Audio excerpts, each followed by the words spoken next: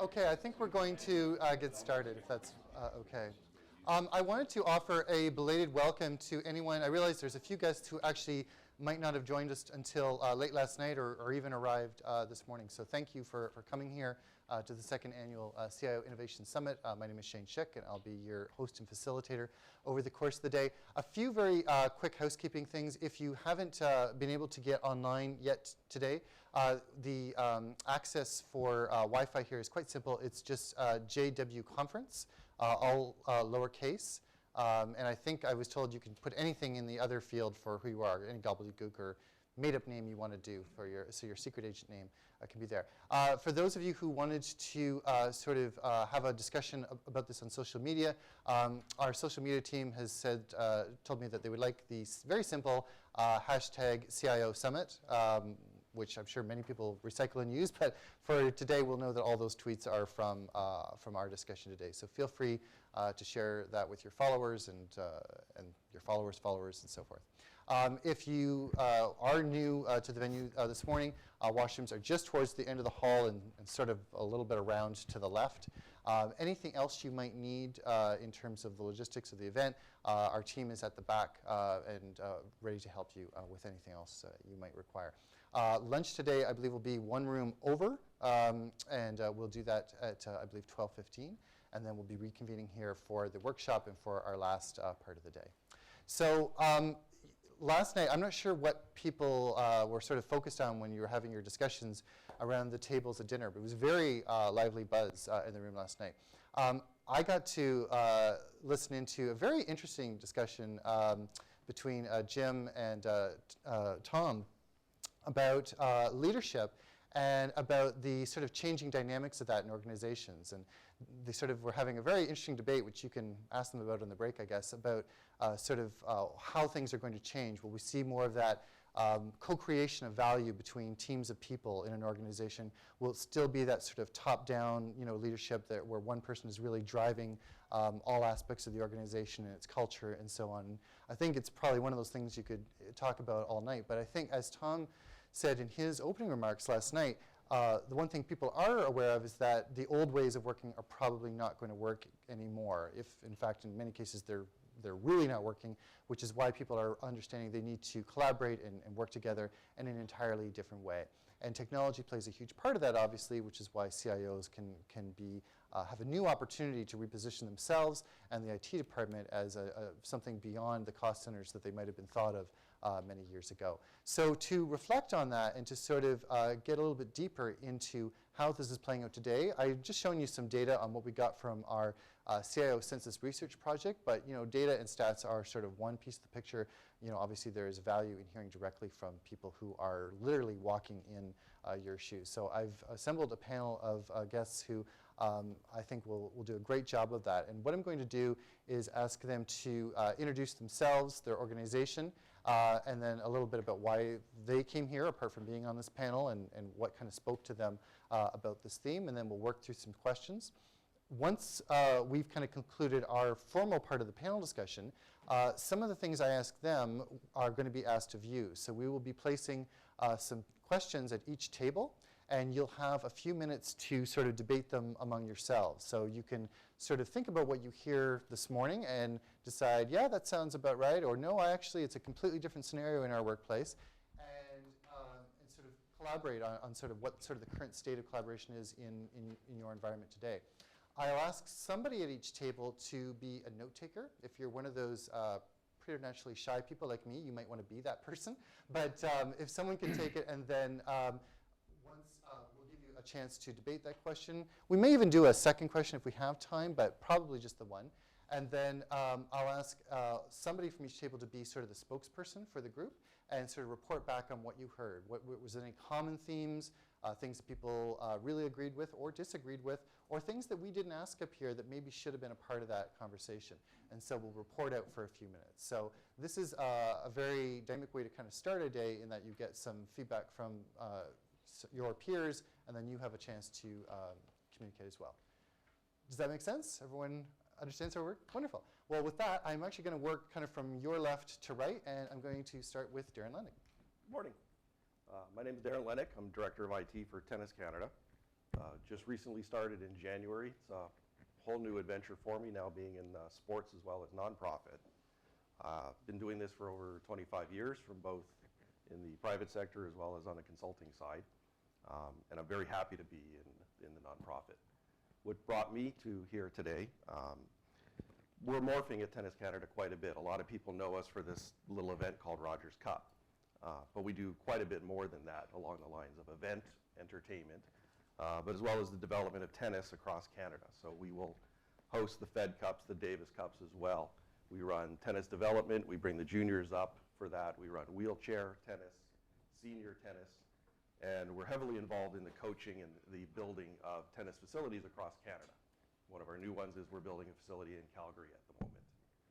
So for us, it's coming more back towards IT and away from the individual departments. So marketing, corporate partnership, ticketing, and finance are realizing that IT has to be involved in every single aspect of it, whether it's from scanning tickets at the gate or setting up a venue temporarily for a Fed Cup or a Davis Cup somewhere else in the country. Every little piece of it IT touches on. So we're morphing towards bringing IT representation into the senior management team, which currently is not represented on a regular basis. I report up to the CFO. The CFO has to take my information and disseminate it to the meetings. More and more, I'm getting called in last minute. Can you explain this or where it's going? So this year, we're starting a new thing where we're going to build the strategic plan for next year, as well as focus up for the next 5 years. So I have to see what is it we're going to do. And in particular, it's not tennis as a whole, but how can we increase the fan experience for people coming to watch tennis regardless of the venue. Michael Ball, most recently with Manulife Financial. Spent 20 plus years in IT security, architecture. In Manulife, I was the enterprise security architect, so my responsibilities were global. Culture and IT culture has been a large player in my particular role. Understanding how cultural issues within North America, Asia, Europe differ, and how collaboration differs has actually played at least the last 5 years. And seeing how that's moving forward, seeing how North America is picking up on the trends of work from home that have already been prevalent in Europe, and it's a brave new world. Later we're going to be talking about the Internet of Things. These are all stuff that insurance companies have been looking at for years. It just wasn't called that. We had different names for these technologies, but it's all connectivity. It's transformation of workplace, transformation of applications. So. And last but not least, Nigel Fortledge. Nigel Fortledge, Vice President of IT and Social Business. And the last part's a new part of the role, in that before it was an informal part, and that's, if you will, that's that CMO, CIO thing. I get to wear both hats, and my left brain, right brain kind of thing. And they've now decided that it needs to have an executive in charge of it, and since I had informally led the initiative before, right from strategy, that I've now been given that digital marketing responsibility to take it forward. And the interesting part with working with my organization, GHY International, based out of Winnipeg, is the simple fact that they're a professional services business. They've been around since 1901. It's 4th generation family owned.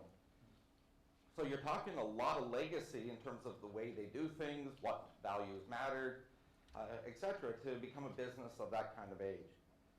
And all of a sudden now, IT, and now all of a sudden you get into this whole aspect of digital marketing, kind of starts to roll together, but it gives the perspective from our customer. Because if you truly want to understand marketing, you have to understand your customer. And so for me, it's been absolutely enlightening to not only learn an entire different lingo, a whole new set of skills, but also to put myself, rather than my internal customer, who's still very important, but also to look to my external customer to help direct and drive the things that we're working on. When I look at what is most valuable, one of the informal titles, and we actually do have a formal title, we do actually have a Vice President of Culture. Because for the last 18 months, we have been on a cultural journey to create an intentional culture. You probably all have heard, every organization has a culture whether you want it or not. Hopefully it's a good one. And in our case, we have intentionally decided that what we had, based upon the various studies that you can do to measure those things, had about a 73% satisfaction rating. It was nowhere near the almost 100% external customer satisfaction rating that we've got in the last 2 years. Meaning the company we want to be, our customers feel. But the company that we say we are is not who our associates feel we are. And so how do we become that? And so I've taken on the informal role of working with our Vice President of Culture as a cultural champion to take it through. And as Peter Drucker said, culture eats strategy for breakfast, technology for lunch, products for dinner, and everything else thereafter. That is so true that everything that Shane touched on this morning relates directly to the culture of your organization to drive and adopt those kinds of things. If it's not in alignment, they won't be successful and they won't get picked up. So Nigel, I'm just going to stay with you for a minute because it's kind of an interesting segue. So we're talking about the future of work. So when you look at GHY International, the way that team works today, because that feeds into their culture and also how they're perceived and so forth, you know, when you are looking at what the future of work means in whatever way you want to describe it, what are some of the things you picture? And, you know, a cultural journey can take some time. So how far out can you realistically look as you start to see, well, here's what I'm going to need to do. You're wearing a dual role, but as a technologist perhaps first, in order to make that happen and to be successful. Yeah, so I mean, the simple answer to the first part is the planning part is 5 years. Partly because part of it's the sales cycle to get people's mind share, to get ideas bought into. In terms of the strategy to execute, I have a very simple phrase. I call it my circle diagram. Give me 2 hours of your time, I'll fill you in. But it's simply, we need to be a digital business, period. And that means to do business anywhere, anytime, on any device, period. What we do in execution, the tactics in creating that, that's the day-to-day that we all deal with. And as I talk to a few of you, the technology is not the difficult part these days. You know, the culture is, the change management that goes around that. And so those are all of the complexities that come into play. Michael, you know, you said earlier when we talked about the Internet of Things, your sector had been maybe exploring that already under different names. When we talk about the future of work, though, what are some of the different ways we hear a lot about mobile payments today, new kinds of interactions with customers? What about the other side, inside? How do you see those kind of organizations that you work with changing the way that they do business and the way that they be more productive? Right. So breaking down a lot of the silos within companies, you know, let's focus on Manulife for a second. It's 18 lines of business just in North America. Some of those lines of businesses are actually competitive to one another. And it's only the last 3-4 years that they've started lowering the silos and doing collaboration within the lines of business. You know, each one had their own IT shop. So we've, you know, spread the wealth kind of thing. If there are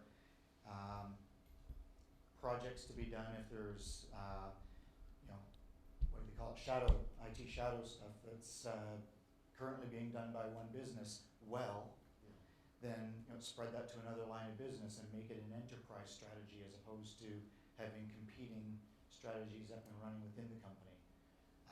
Tooling, so, you know, we had, within Canada we had one VoIP system, within the States we had a different one, in Europe we had something else.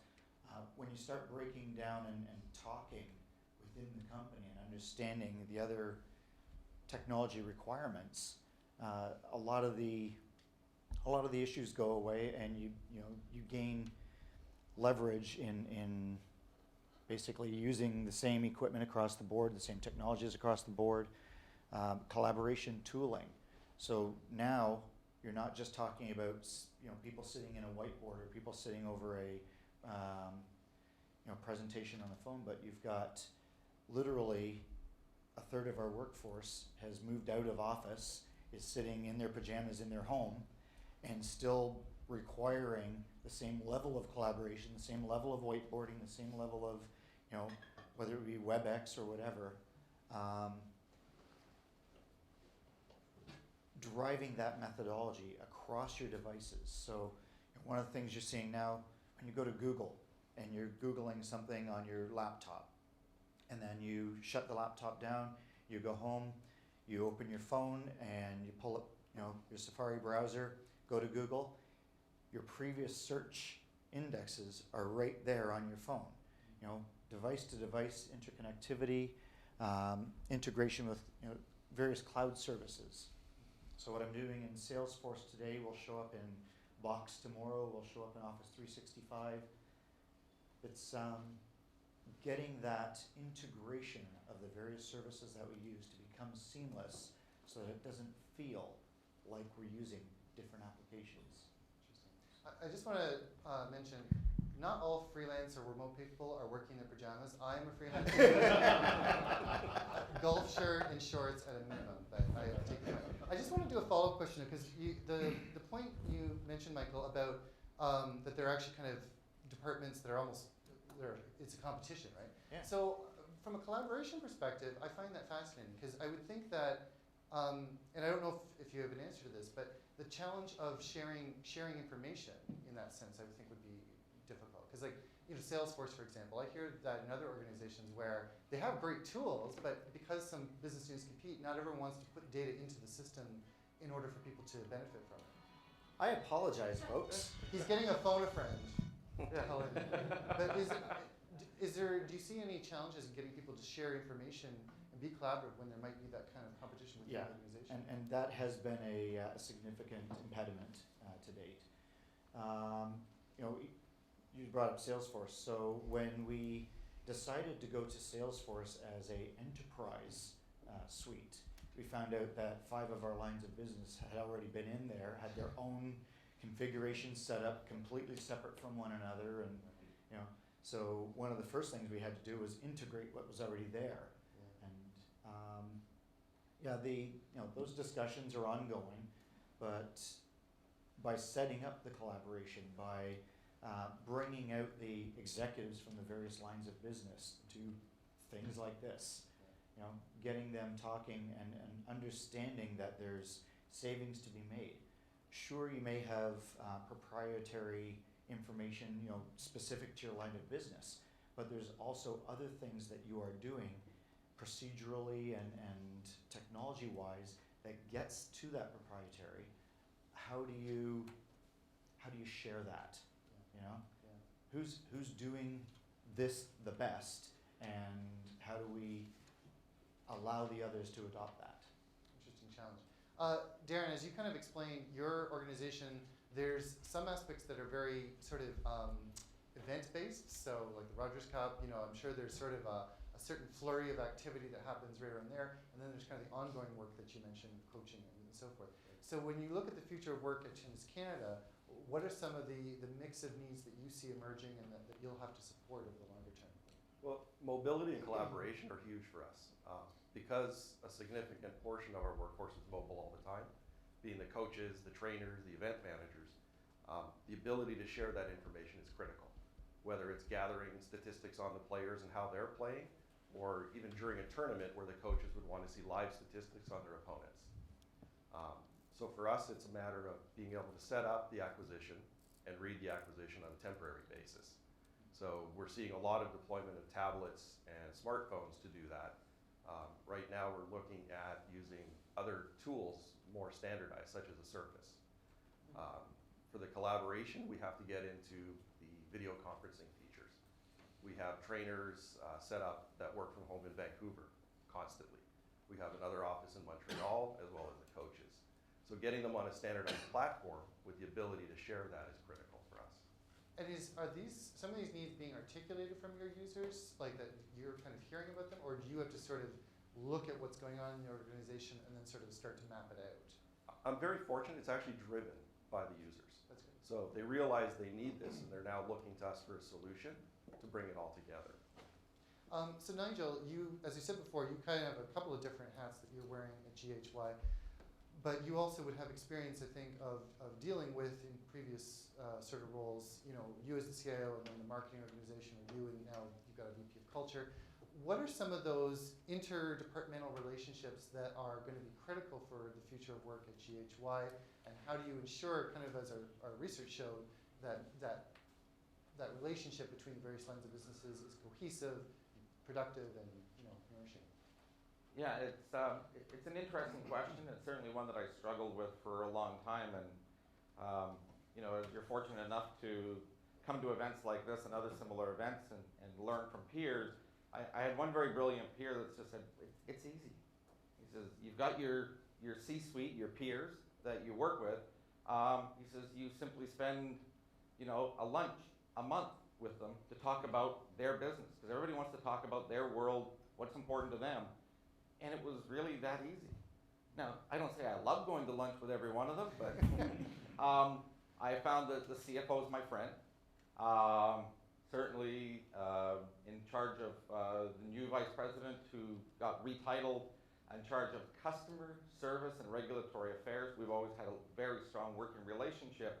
And we did something completely avant-garde, and that was that we appointed a single vice president for all operations, Canada and US. Historically, it was one because of the nature of the business is 80% similar and 20% unique in each country that you go to perform our professional services. We always had that distinction. But the fact is that when you're trying to create a customer experience, you need to have one person really overseeing and challenging that. And that's an interesting one because she also holds the title for culture. So culture and operations are one. And really, it's learning to work with those folks and, if you will, to be a servant of them in executing the corporate strategy. I bring in the marketing piece into that, along with the technology piece, to flush it out. And collectively, along with our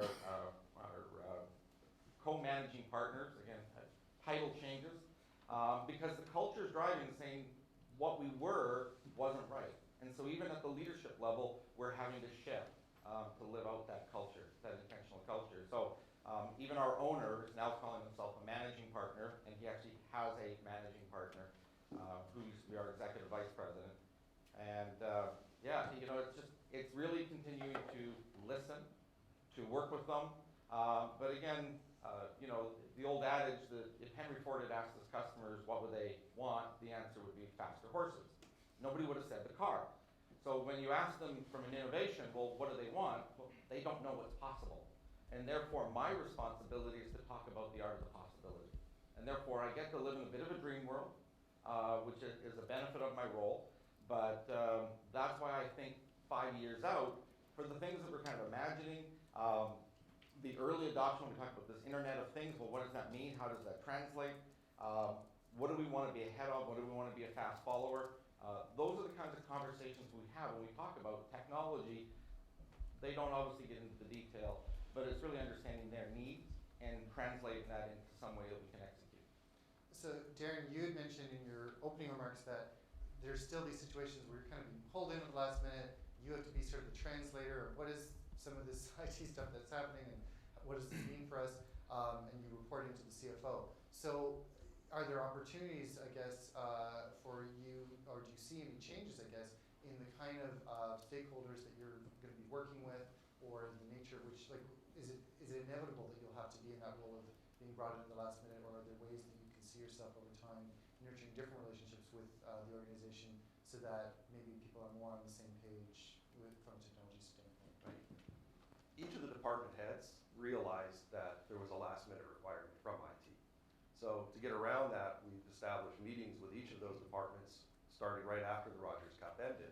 So we can gather their wish lists, determine what is realistic versus what is really a 3 or 4 year dream, and then create the IT strategic plan and budget around those requirements and needs. Everything involving the fan experience. So, regarding the Internet of Things, how can we interact with the fans in real time, whether it's beacon technology, activation centers, tracking centers, and mobile apps. Okay. So Michael, in a larger organization like Manulife, I would think there might be multiple CIOs or multiple IT people that are directing specific business units. Does that make some of what we're talking about in terms of working across the line of business any easier, or there's similar kind of challenges, I guess, you mentioned sort of breaking down the silos. So do you just have stronger IT silos in those departments, or is there a way that you're seeing more across the board alignment in this kind of? Yeah, so we have created more of a hub and spoke now. So, Manulife Corporate provides guidance and direction. We've got more challenging around, so as we talk about collaboration, one of the challenges now, because we're geographically diversified, getting people's presence, just getting on calendars to have the collaborations seems to be one of the biggest challenges. But yeah, the lines of business do have their own IT staff, do have their own CIO, they've got their own marketing teams. There's significant challenge just in reining that in and providing a common face, to our customers, to our business partners. And what's that going to look like? We've been working down that track now for a few years in getting the messaging out and standing up more frequent CIO level conversations, making sure that the messaging is consistent across the board and that they're using the tooling that we want their teams to be using. So I think it was maybe a year or so ago, but some of you may remember there was a very controversial story in the media surrounding the work environment at Yahoo, where the leader, Marissa Mayer, actually sort of said people should no longer be working at home. She wanted them in the office, sort of 9 to 5, and there was sort of an outcry from a lot of people around what that meant. And I think when we talk about the future of work, we're often talking about an increasingly distributed workforce and more of a remote workforce. So, Darren, you mentioned a couple of offices that are spread out for Tennis Canada already. Are those employees working at the office, or to what extent are you seeing remote work offered today, and what is the appetite, if any, for people to be able to do that in the future? For us, it's more of a necessity. So we have two primary stadiums, one in Toronto at York University, and another one, Uniprix Stadium in Montreal. So in essence, we have to collaborate with the two constantly. We have 3 representatives in Vancouver who work from their homes, but that's just the nature of it. They're involved in wheelchair tennis, tennis development of professionals.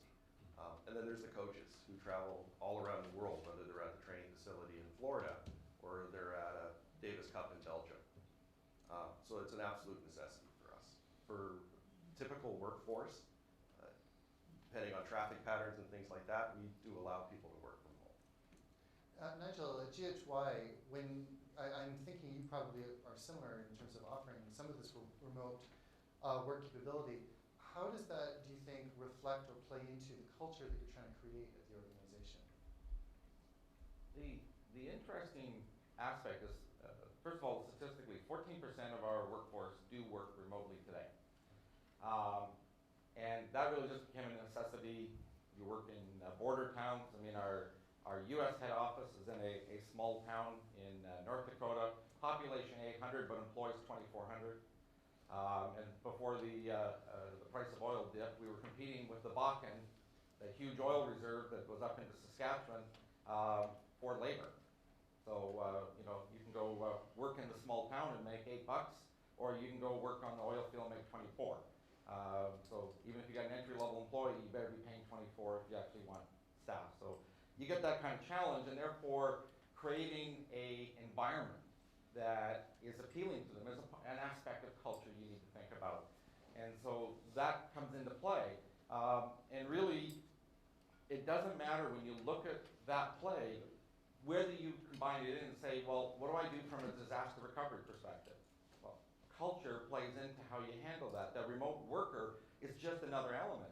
It doesn't matter whether they're on a beach in Maui or they're on the other side of the world, whether it's for travel or whether you happen to take advantage of global labor forces in order to execute your services. It's a remote worker. And therefore, you start to holistically look at it. But even when you plan for such as pandemic planning, I mean, mean, we went through this not even 10 years ago. That's just an element. A true pandemic is only a situation where conditions exist that people do not want to gather into a public setting such as a workplace. It doesn't mean everybody's sick. So what do you learn from that that you can apply into this whole remote work? That the things start to collide, which is why I see them in series of circles, the way they kind of start to tie in. So whether you're talking unified communication, becomes an element of enabling that kind of work. Whether you're talking VPN or you're going off to some other technology that you want to bring in that allows that remote work, that continues to extend it. So.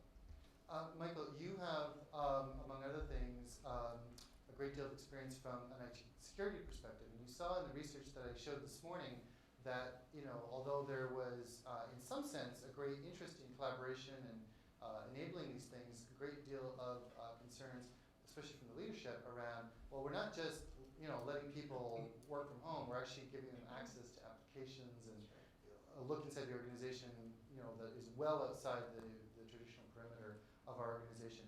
For people here who maybe are getting that kind of feedback and saying, well, we're not sure if we want to let people do that, what are some of the things maybe that they should start thinking about as they work through that decision around allowing remote work but doing it in a secure fashion? Right. So one of the things that I actually blogged about in IT World was the eulogy for VPN. So traditionally we allow our entire device, laptop or whatever, and everything on it to have access back into our network because that's the easiest way. It's just and we're still doing that today. Everybody here has a VPN connector, Cisco any connector, whatever, back into your environment. Moving forward though, not only are our applications moving out of the data center into the cloud, so that VPN makes less sense, but we're learning how to make applications where the app on your device talks back to a service in the data center through an encrypted connection. So once we get that to become more prevalent, then having, setting up a VPN every time you want to connect back to work will become futile. There'll be no reason for it. I just simply open the application I want to use, and I know that because of my credentials, it will communicate seamlessly back to wherever the service is, either in the cloud, in my data center, in one of my vendors' data centers. It's moving in that direction slowly. We'll get there. Anybody else want to comment on security issues? Something you've heard, something you've had to answer? I see actually cloud and integration as part of the solution to my security problems. With so many mobile workers, I lose sight of where my data sits. If it's on their local laptop or on their tablet. If a tablet goes missing or a laptop is broken, that data's gone. So I see it as a way and an opportunity to centralize it, maybe not from a collaboration standpoint, but from a DRP standpoint. Yeah, further to what Michael had shared, for us it was the realization that the security in the VPN stack had to actually go to the application layer.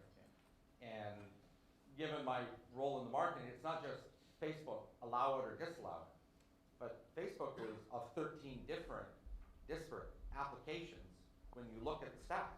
So do you allow them to go to the corporate page because you're putting information out there and you want people to amplify from a marketing perspective that information, but you can't let them go to their personal profile or they can't access games, etc. So it really gets to that point when you start crossing that chasm of understanding where you now actually have to go very, very granular on the security. And that was not something we were expecting, but we had to address.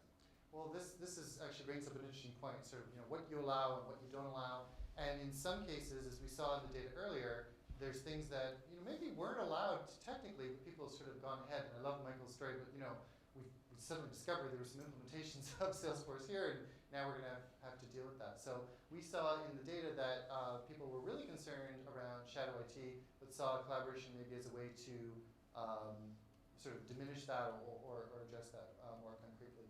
I'd be interested in this group and what other manifestations of shadow IT you've experienced during, in your workforce. It sounds like you're leading IT in really driving a lot of it, but is there any surprises that you've had to come across, or any maybe questions around who gets to make the decisions of what applications? As Nigel has sort of pointed out, some of these things, like social media, you can access very easily. But even some of the, I hear companies where, suddenly they find out Dropbox is all over their organization and they didn't realize that all this corporate data is being stored out there. So to what extent have you experienced that in your career, and how do you see addressing that? For us, it's twofold. Social media is great from a marketing standpoint, but difficult from an IT, as well as from an event management. A lot of our revenue is driven by broadcast licensing rights. So things such as Periscope and Twitter can interfere with that and actually cause us not only financial issues, but also some legal issues. So we have to be careful how we deploy that.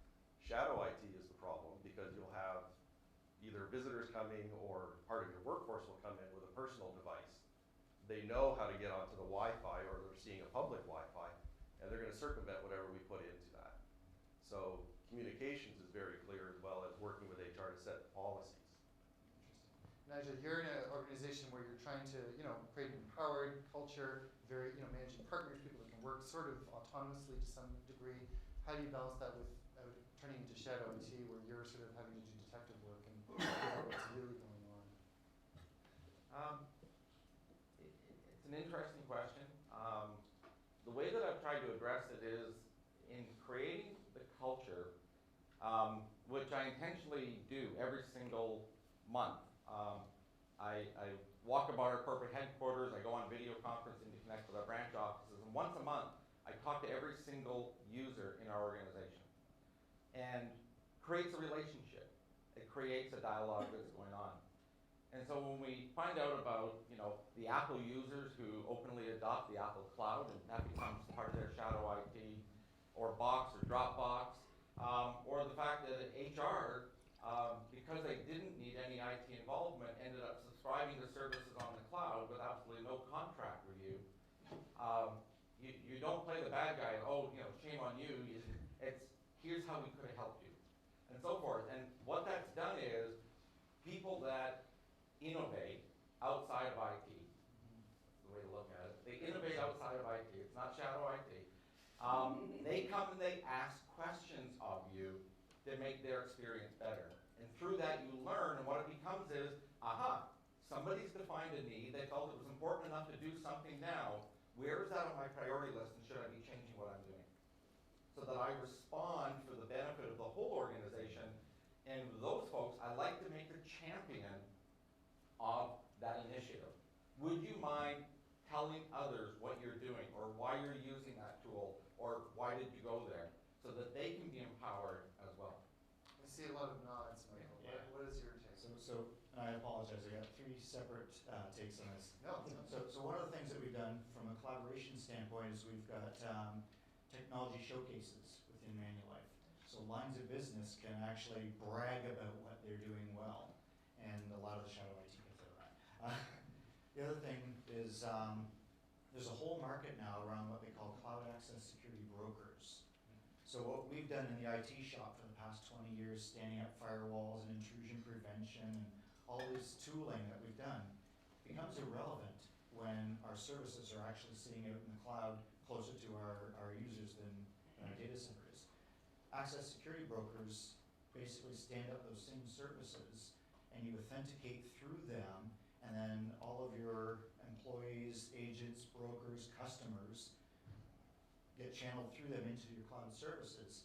It drives out the IT shadow real quick. Let's just say we saw hundreds of shadow IT applications that we weren't really aware of. So I hate to bring this up, but it's something that was in our survey, and it's in conversations that we have all the time with this kind of community, which is around costs. So we saw that, not surprisingly, budget pressures have only continued, and even as some of these IT initiatives have moved under maybe a departmental budget, that doesn't necessarily mean that there's going to be any of those dollars that go back to IT to use on other things or more innovative things. Now, we often hear when new technologies emerge that there will be some substantial cost savings. And when we first started writing about cloud computing, it was it's going to be dramatic cost savings. And then once we started talking to people who had deployed, it was like, there's actually some significant costs that are added. And then it seems things kind of get worked out. And I'm now hearing some stories, some good stories about that. But when you look at some of the things you're talking about, mobile, cloud, and so on, what are kind of the opportunities, if any, that you see for any kind of cost reduction or cost optimization in your environment today through some of these initiatives, or is it ones that you're still waiting and hoping to see further on? And maybe I can start with David, but if anyone has any thoughts on that. For us, I would say it's through consolidation of services. Right. By finding all those different drive storage services that are up and running, many of which are having to be paid for simply because of the size of the files. So that brings up a lot of the shadow IT that we see in the other departments, or when the service fails and they have to come to IT to say it's broken, and then admit that it exists in the first place.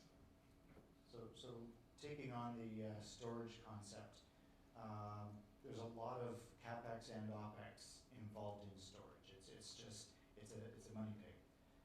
However, large companies still have the requirement for geo stationary data. Right.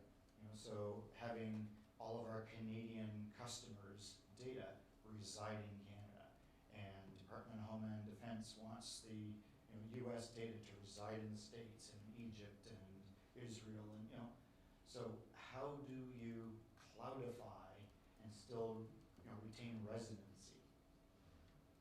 So. I chuckled on Michael's comment because I harken back and I share the story. 15 years ago, our entire corporation ran on 35 gigabytes a disk. I now have 40 terabytes of usable disk today. And we're now talking, planning forward, 2019, the introduction of all flash storage to move forward. And I'm kind of, why? Like, why? It just doesn't make sense, because when you do that and you get into the cost of all of a sudden now enterprise backup and recovery and so forth, and it's like, there's got to be easier ways. And so, yeah, it's an absolute money pig. I see little to no value in it, other than from a marketing perspective, the volume of data, which from my point of view is simply 2 terabytes of the data is all I really want to keep. The rest is just noise. So you get into that. There's obviously, as Darren referred to, there's the whole infrastructure play. We're fortunate. 2010, we achieved both from a server, storage, and network virtualization perspective, 100% adoption. And we've been on a journey for over 10 years with that. That's where Shane and I at first connected on many things. And so we've already lived out a lot of that. Our new CFO came in and reviewed all of the expense lines. I think we found $10,000 of expense where he could, quote, save. Meant that we were running pretty lean to deal with. And it's all about innovation. So, I mean, I was fortunate, unlike the survey response, actually last year had a 7.1% budget increase. But that accounted for social business being brought inside the organization. So call it Facebook-like functionality in terms of allowing collaboration inside the organization. So it's to fund that project, to fund our business intelligence, which actually has become morphed into a business intelligence analytics project that we're rolling out, as well as some infrastructure upgrades and more storage that plays into that. So, much like Nigel's comment around, the amount of data that he was working with a number of years ago, if we look back in the past and what CIOs had to provide their workforce, it might have been things like a desktop and their work phone, their desktop phone, and so forth, and maybe some of the software associated with that. Now, we've already heard a couple of comments around very myriad devices that people are using in all kinds of different contexts, and I think one of the things that is sort of happening very quickly is having to figure out, well, is this something we can use? Is it something we should use? And do we need to use it because our competition might start using it even faster? So when you look at the range of devices, and it was just 2 weeks ago, I think, that we saw the new launches from Apple. Whether you support a BYOD program or not, it's still coming down to what form factor. So it's a desktop. Most people here have laptops. Everyone's using their phone. When you see these new tablets like the iPad Pro, or there's how do you think through, or even, sorry, smartwatches? You know, we've seen the Apple Watch, Samsung's had a watch for a couple of years. When you see some of these new form factors emerging, how do you determine, you know, what you want to maybe investigate, explore further, support? I'd be interested actually for Tennis Canada, Darren, just because, you know, you're looking not only at your internal workforce, but the overall fan experience, the way people will be consuming and enjoying content on your devices. You know, how do you sort of make sense of all these changing form factors that are coming into the workplace? For me, it's starting back to how we currently do things and where the problems lie in that. So we have issues with ticket scanning and weather conditions, or the tablets being protected at an umpire chair. You know, during a tournament, you have to get that, and somebody has to run out and grab it. That's the new ball boys. It's the new ball boys, right? Tablet boy. Correct. So looking to consolidate that into smaller devices that can be weather protected, maybe placed on a pedestal, remove the requirement for a scanner by using an onboard camera, just modifying our software on the backside. Then we can reduce power requirements, which are a hazard when we're setting up temporary venues. Then we can extend that out to the coaches to do the same device. And that all ties together with cloud so that I'm not losing any data if I lose a device or it breaks or stolen, which happens quite a bit. Michael, when I've talked to other people in the insurance or financial services, I've seen a lot, I've heard a lot about people using tablets for myriad, especially in the field and so forth. What else are you seeing, and what do you sort of foresee coming down the road? Yeah, so the brokers and agents definitely, tablets are their preferred device. You know, we supply them a laptop, but you know, if you take a look at usage, we're constantly having to bring them back into the office just to do patches on their laptop because they're not powering them up. I'm not sure I really have too much of an answer for you because that's the direction that it is going is more touch applications, more web-based applications, that sort of thing. So, you know, the use of the legacy laptop, I believe, is going to go away. We're going to see, you know, things like Android becoming, or even Apple's iOS becoming more indoctrined into the security model. Yeah. Right now, the Apple iOS is not, it's more of a commercial product. It's a consumer product. Right. And so they are looking, specifically iOS 9, there's a number of features that they've enabled to allow IT shops to see more into the device and have more control over it. So we're getting there. Unfortunately, most of our end users prefer the Apple devices. They are easier to use. Mm-hmm. However, from an IT perspective, there's still some work to be done. So I'm very interested in the smartwatch stuff because very consumer, obviously, but this notion of getting sort of at-the-minute notifications on stuff that you might not need to have your device open and like scanning all the time. I haven't seen anything really yet, Kelly, but I was just thinking as you're talking about security. It'd be very interesting if you had those alerts that way rather than having to check a device on a periodic basis. Nigel, what about your environment? One of the interesting things was we actually struggled for a while, but have come up with a definition of what BYOD means to us. And BYOD, what it simply meant is our users wanted choice. They didn't want to be a BlackBerry only shop. It was fabulous, the entire infrastructure with it. IT loved it, worked great, and certainly for all of us that got on board early, it was a great device. But the touch devices are absolutely prevalent. So understanding that, it wasn't about whether they, quote, literally bring their own or not. It was just simply, can we provide choice? And then corporately, we made the cultural choice that we will allow these choices, but we will supply the devices. They will be corporately owned and so forth. So we've gone down that path. I mean, we've deployed to the management and leadership team, those 24-odd iPads that have been deployed.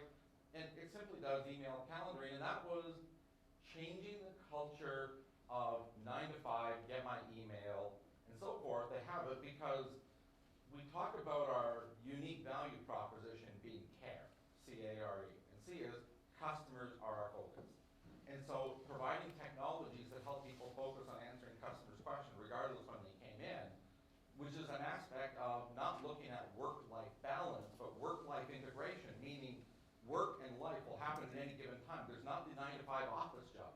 It's just life, right? And so the idea is, what are you doing to make that a seamless experience where they can literally start thinking about that work anywhere piece? And that's really where you start to come in. So it's not as much about the device. We started to play with the tablets and look at kind of morphing it from the iPads, which is where we've gone, and saying, that's not necessarily robust enough. Do we actually need things like the Surface? And so starting to now do some R&D, playing with different tablets, seeing what different application stacks, what we need, and which one can actually effectively do the job. Which again is primarily the customer service aspect that we're trying to tie into. For sure. Last thing I'm just going to ask before we move to our table discussions is around, we sometimes talk about the future work as if the workforce was sort of one homogenous, sort of group. And, we hear a lot of stories sometimes about the expectations of millennials, for example, that they want a certain degree of access and availability and so forth. And then sometimes differences of older generations too, but how they've changed. And it's not always the cliches that you might think it is. I'd be interested in hearing if you're seeing any of those kind of demographic influences on the way you might be offering collaboration today, whether it's age, whether it's any other kind of factor, maybe the role of the organization. How granular, I guess, can you be in offering, collaboration and sort of future work technologies, without becoming too complex and cost prohibitive and so on. And I'll open it up to any of you. So one of the things I was talking about earlier, with a global workforce, 9 to 5 becomes a irrelevant term. 9 to 5 Eastern Standard Time, or are we talking Vancouver, or are we talking Singapore? So jobs or tasks now need to be broken down into deadlines. So this task needs to be completed by this date, I don't care how you get there, and then setting up timelines so that I can, 9 o'clock at night, take an hour with my friend in Singapore and go over and work with him. And that hour came out of my day earlier where I went to the dentist. It's shifting the whole mentality of working, sitting in a seat for 8 hours straight and completing a certain amount of work and punching a timesheet. That's going away. Anybody else? The one aspect that hits me is that, I talk about this wonderful vision of anywhere, anytime, any device. It's not for every job. Right. There are certain jobs that you're going to have in, quote, the office. Again, we're a professional services firm. We're not a manufacturer. You've got manufacturing. You're going to have a shop floor, shop equipment. They can't be at home. You're not going to be running that industrial equipment there. So those people will align to where the work really needs to get done most effectively. But certainly in the benefit of our organization, being a services-only organization, wherever our people are, because they are our business, there is our business. So being where they are, meeting them at their place is, really the secret. It's funny because I've